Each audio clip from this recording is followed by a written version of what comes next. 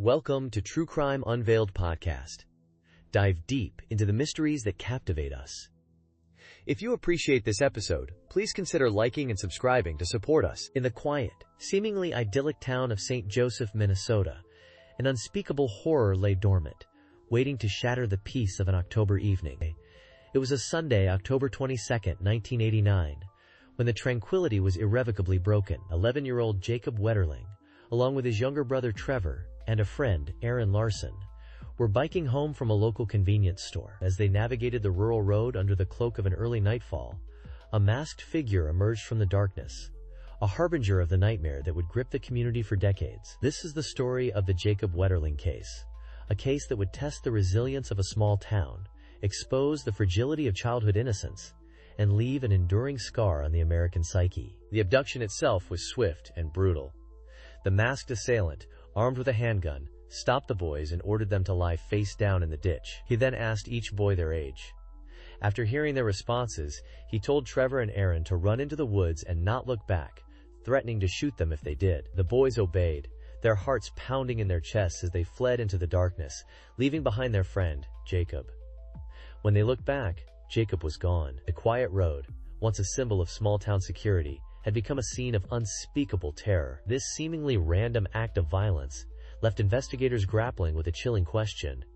Why Jacob? The immediate aftermath of the abduction was a whirlwind of frantic searching and desperate pleas. Law enforcement, along with hundreds of volunteers, combed the surrounding area, hoping against hope to find a trace of Jacob. The small community of St. Joseph, known for its tight-knit bonds and neighborly spirit, was thrust into a state of collective fear and uncertainty. The image of Jacob's smiling face, plastered on missing person posters throughout the town and beyond, became a symbol of lost innocence and the chilling reality that evil could lurk even in the most peaceful of places. The initial investigation, however, yielded few clues, and the case quickly grew cold, leaving a community heartbroken and a family shattered. Before the tragic events of October 22, 1989, St. Joseph, Minnesota was the epitome of small-town America, a place where neighbors knew each other, doors were often left unlocked, and children roamed freely, their biggest worries revolving around scraped knees and unfinished homework.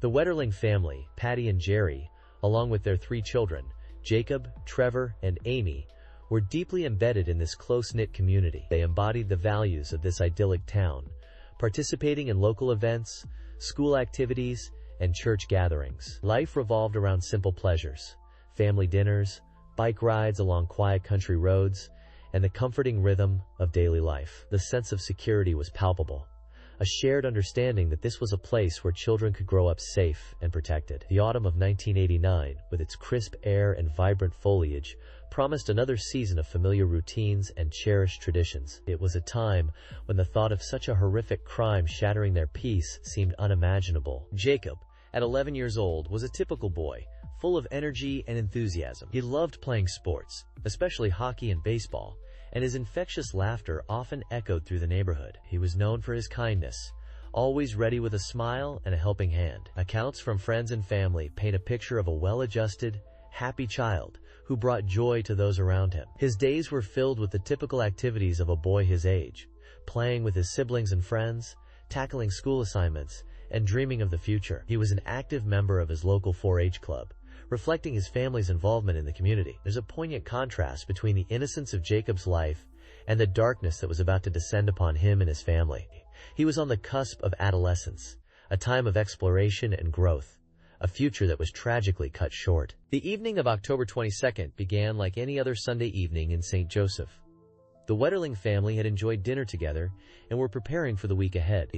The air was crisp and cool, the kind of autumn evening that invites cozy gatherings and quiet reflection. There was a sense of normalcy, a familiar rhythm to the day, that made the events that unfolded all the more shocking. The community was a tapestry of interconnected lives, a place where everyone felt a sense of belonging and shared responsibility. This tight-knit atmosphere created an environment where children felt safe and parents felt reassured. It was a community built on trust, a trust that was irrevocably broken on that fateful night. Later that evening, Jacob, his younger brother Trevor, and a friend, Aaron Larson, decided to bike to a nearby convenience store to rent a video. This was a routine activity for the boys, a simple errand that reflected the freedom and independence enjoyed by children in St. Joseph. The route they took was familiar, a path they had traveled countless times. The convenience store, a local hub, was a place where neighbors would often cross paths, exchanging greetings and catching up on local news. It was a seemingly ordinary Sunday evening, filled with the mundane details of everyday life, a stark contrast to the terrifying event that was about to unfold. The boys,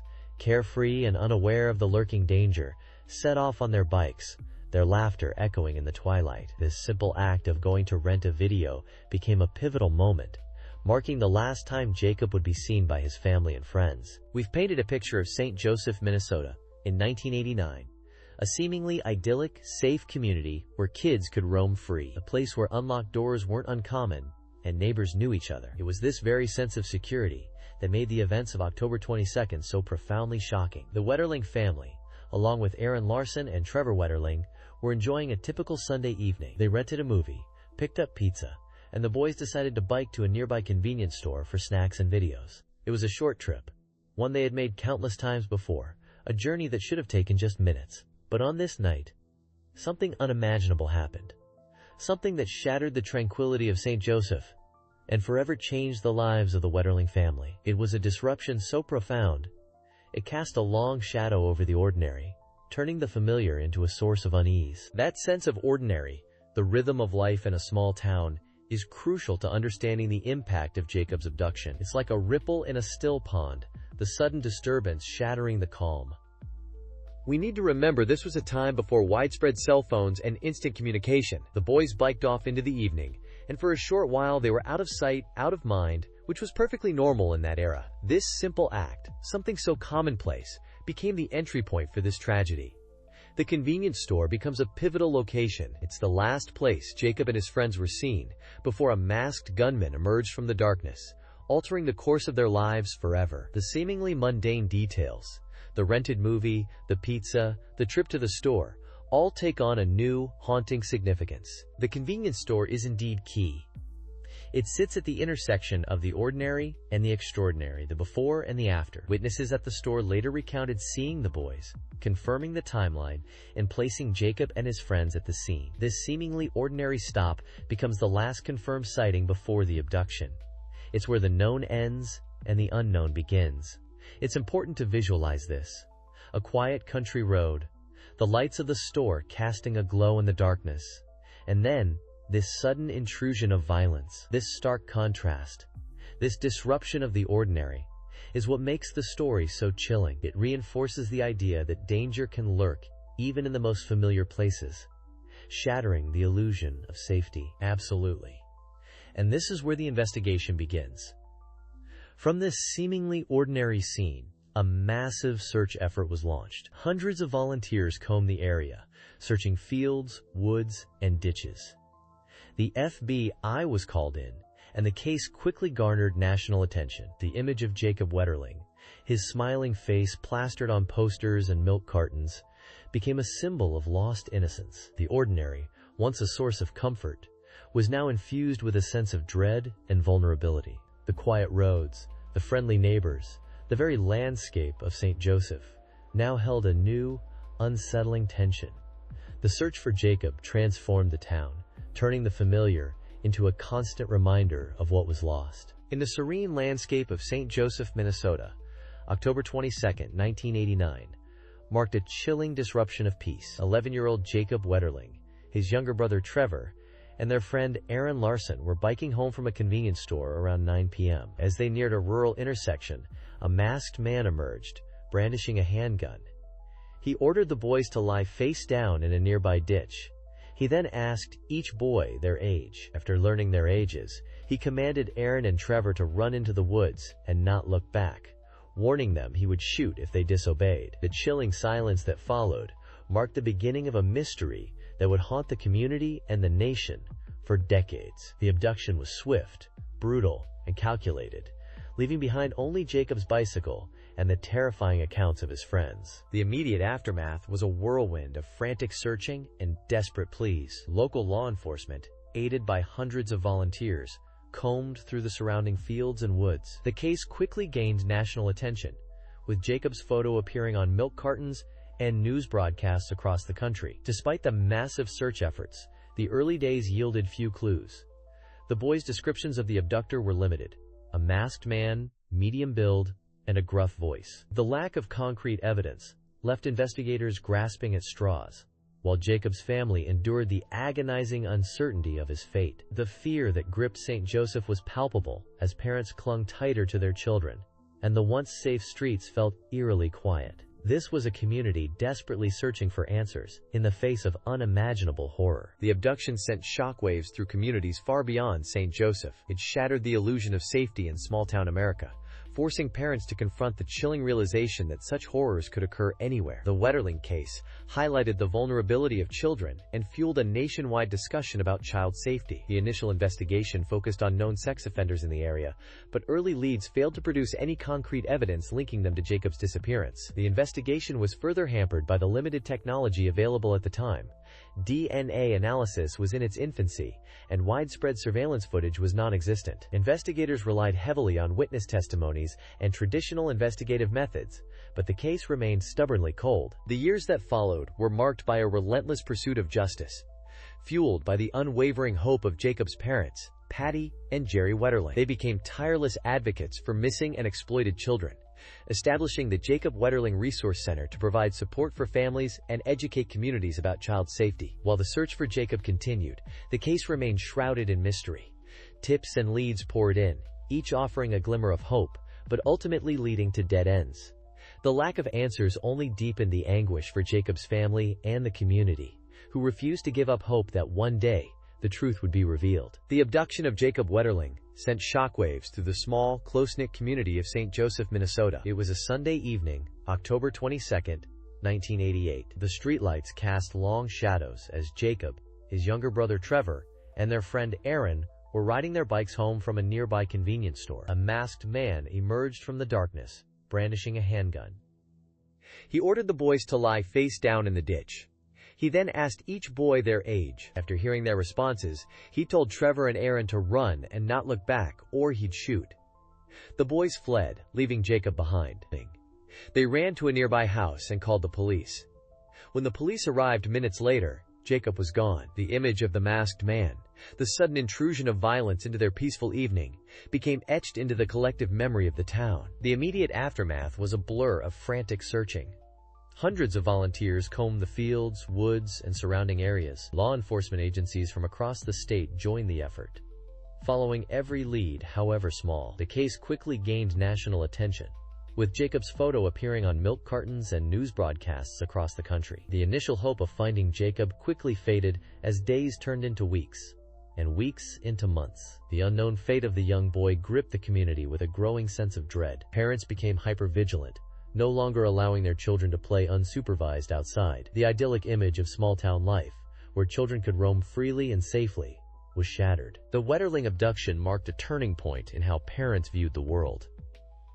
The case highlighted the vulnerability of children, even in seemingly safe environments. The fear that permeated St. Joseph spread to other communities, fueling a national conversation about child safety and the lurking dangers that could shatter the tranquility of suburban life. Prior to Jacob's disappearance, many parents felt comfortable allowing their children a degree of independence, but the Wetterling case instilled a new level of caution and fear. Playdates were supervised more closely, curfews were enforced more strictly, and the world outside the front door seemed suddenly more menacing. The investigation continued, but years passed without any significant breakthroughs. The lack of answers only deepened the mystery and the collective anxiety. The community held on to hope, organizing annual events to remember Jacob and keep his case in the public eye. Every October, they gathered to light candles, to share stories, and to pray for his safe return. The annual gathering became a symbol of both hope and despair, a reminder of the boy who was stolen, and the enduring impact of his disappearance on a community forever changed. The not knowing, the absence of closure, left a lingering wound that refused to heal. In this segment, we delve into the psychological profile of Danny Heinrich, the man who confessed to Jacob's abduction and murder. Heinrich's outward demeanor presented a stark contrast to the horrific crime he committed. Neighbors described him as quiet, unassuming, even helpful at times. He held down a series of blue-collar jobs, seemingly blending into the fabric of small-town life. This outward normalcy makes his crime all the more unsettling. It begs the question, how could someone who appeared so ordinary harbor such darkness? The duality of his personality is a key element in understanding this case. We need to explore the contradictions between the persona he projected and the actions he took. This exploration will lead us deeper into the disturbing reality of predatory behavior and the masks that individuals like Heinrich wear. Precisely. The contrast you mentioned is chilling. Heinrich's seemingly ordinary life allowed him to move undetected within the community. He was a familiar face, not someone who aroused suspicion. This allowed him to operate under the radar, perpetrating his crimes while maintaining a facade of normalcy. The psychological profile assembled by investigators suggests a man struggling with repressed desires and a deep-seated inadequacy. This internal turmoil, masked by an outwardly unremarkable existence, likely fueled his predatory behavior. He sought control, a sense of power, through the abduction and abuse of young boys. This pattern of behavior, sadly, is not uncommon in cases involving child abductions. The seemingly ordinary exterior can be a deceptive shield for a deeply disturbed individual. The Painesville assaults, which Heinrich also confessed to, provide further insight into his psychological makeup. The attacks, which predate Jacob's abduction, involved a series of similar assaults on young boys. These incidents reveal a pattern of escalating violence and a clear fixation on prepubescent males. The methodical nature of these attacks, combined with Heinrich's ability to evade capture for so long, points to a calculated and manipulative mind. He carefully selected his victims, planned his attacks, and effectively silenced them through fear and intimidation. This ability to maintain control and avoid detection further underscores the dichotomy between his public persona and his private actions. The Painesville assaults provide crucial context for understanding the depths of Heinrich's depravity and the calculated nature of his crimes. The confession itself, given decades after the crime, provides a glimpse into Heinrich's psyche. While he admitted to the abduction and murder of Jacob, he offered little in the way of remorse or explanation. His recounting of the events was cold and detached, lacking any genuine expression of guilt. This emotional detachment suggests a profound disconnect between his actions and their consequences. It also highlights the challenges faced by law enforcement in dealing with individuals who exhibit such a lack of empathy. The fact that he held on to this secret for so long, while continuing to live within the community, speaks volumes about his capacity for deception and his ability to compartmentalize his actions. The confession, while providing some closure, ultimately leaves us with more questions than answers regarding the complexities of Heinrich's psychological state. Let's delve into the frustrating and heartbreaking labyrinth that the Wetterling investigation became. Early on, authorities followed hundreds of leads, many of which, unfortunately, proved to be dead ends. One prominent example involved a similar abduction attempt in the same area just months prior. A young boy was approached by a man in a car, but managed to escape. Despite a composite sketch and intense scrutiny, this lead never panned out, leaving investigators wondering if there was a connection or if it was a tragically coincidental occurrence. The sheer volume of tips and potential suspects, combined with the lack of concrete physical evidence at the abduction site, created a chaotic and overwhelming situation for law enforcement. They were chasing shadows, grasping at straws, desperately trying to piece together fragments of information in a vast and confusing puzzle. Adding to the anguish were the taunting communications the Wetterling family received in the years following Jacob's disappearance. Obscene phone calls, some seemingly referencing details of the case, tormented Patty and Jerry Wetterling, reopening their wounds each time. These calls, while disturbing, ultimately led nowhere concrete. Investigators poured resources into tracing them, but the technology at the time, coupled with the anonymity offered by payphones, made it incredibly difficult. The emotional toll these calls took on the family, however, was immeasurable, adding another layer of cruelty to an already unimaginable ordeal. They offered glimpses of false hope, dashed against the rocks of reality. It was a cruel game played in the shadows, leaving the Wetterlings with more questions than answers. And then there were the instances of fleeting, agonizing, false hope. Psychics offered their services, claiming to have visions of Jacob's whereabouts, leading investigators and the family on wild goose chases. Potential sightings were reported across the country, each one meticulously followed up on, only to lead to disappointment. Each tip, each potential lead, represented a flicker of hope in the darkness, a possibility that Jacob might still be alive, only to be extinguished time and time again. These false leads, while well-intentioned in some cases, ultimately served to prolong the family's suffering, adding another dimension of complexity to an already convoluted investigation. They became trapped in a cycle of hope and despair, a relentless emotional roller coaster. The investigation spanned decades, with periods of intense activity followed by frustrating lulls. The lack of progress, despite the enormous efforts, led to criticism of law enforcement, with some questioning the initial handling of the crime scene and the subsequent investigative strategies. The sheer scale of the investigation, with thousands of tips and potential suspects, made it a logistical nightmare. It became a case study in the challenges of investigating child abductions, highlighting the need for improved communication between agencies, advanced forensic techniques, and a deeper understanding of the psychology of predators. The Wetterling case tragically became a benchmark for how not to handle such cases, driving changes in investigative procedures in the years that followed. The abduction of Jacob Wetterling had a chilling effect on parents and children across the country, particularly in rural communities. The idea that a child could be snatched in broad daylight while riding a bike with friends near his own home shattered the illusion of safety in small towns. It introduced a new level of fear and anxiety into everyday life. Parents became hypervigilant, constantly monitoring their children's whereabouts. Playdates were supervised more closely, curfews were enforced more strictly, and children's freedom was significantly curtailed. The case highlighted the vulnerability of children and the unpredictable nature of such crimes, leaving a lingering sense of unease that permeated communities for years. This pervasive fear wasn't merely a short-term reaction. It became ingrained in the social fabric, shaping parenting practices and children's experiences for a generation. The Wetterling family's unwavering dedication to finding Jacob and advocating for children's safety is truly remarkable. Despite enduring unimaginable grief and frustration, Patty Wetterling channeled her energy into creating the Jacob Wetterling Resource Center, which focused on preventing child exploitation and assisting families of missing children.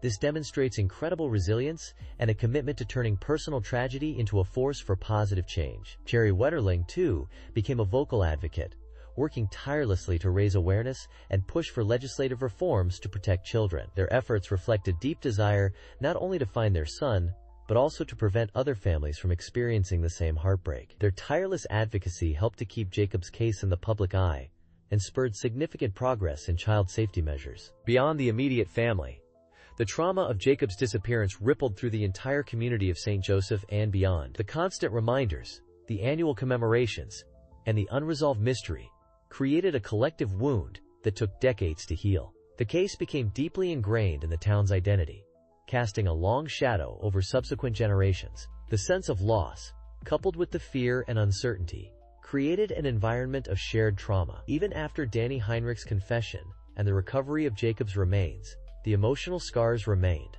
a testament to the profound impact of this tragic event on the community's psyche. The healing process, while underway, is ongoing, and the case continues to serve as a somber reminder of the vulnerability of children and the lasting impact of such crimes. The Wetterling case serves as a stark example of how a single act of violence can have a profound and long-lasting impact on individuals, families, and entire communities. The case underscored the importance of community vigilance, parental awareness, and law enforcement preparedness in protecting children. It also highlighted the crucial role of organizations like the National Center for Missing and Exploited Children in providing resources and support to families facing similar tragedies. The legacy of the Wetterling case is a complex one, marked by immense sadness and loss, but also by the unwavering determination of a family to find answers and create positive change in the face of unimaginable adversity. It serves as a continuous reminder of the ongoing need for vigilance and advocacy for the safety of all children. We left off with a chilling landscape of unanswered questions. Years bled into decades, and the Wetterling case remained a gaping wound in the heart of Minnesota. Yes. Investigators chased countless leads, explored various theories, but Jacob remained elusive. The community lived under a cloud of fear and uncertainty. Parents held their children closer. The idyllic image of small-town safety shattered. Then, in a seemingly unrelated case, a man named Danny Heinrich was arrested on child pornography charges in 2015. This arrest, seemingly insignificant at first, would prove to be the key that unlocked the decades-old mystery. The digital world, so often a source of pain and anonymity, became the unlikely stage for truth to finally emerge. Heinrich's arrest for possession of child pornography was, in itself, a serious crime. But what investigators found during their search of his home sent a ripple of anticipation and dread through the task force. It wasn't just the sheer volume of illicit material. It was the presence of items that resonated with the Wetterling case.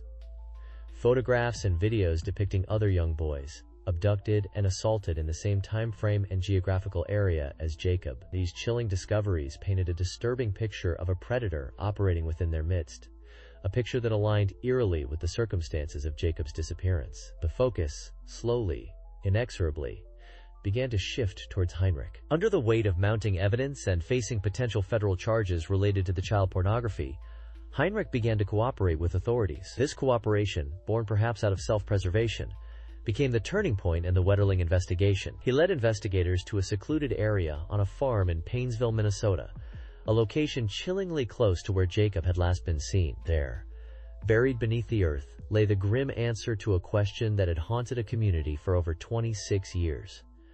The remains of Jacob Wetterling were finally found. The discovery of Jacob's remains was a moment of profound closure, but also one of immense sorrow. It confirmed the worst fears, ending the lingering hope that Jacob might still be alive.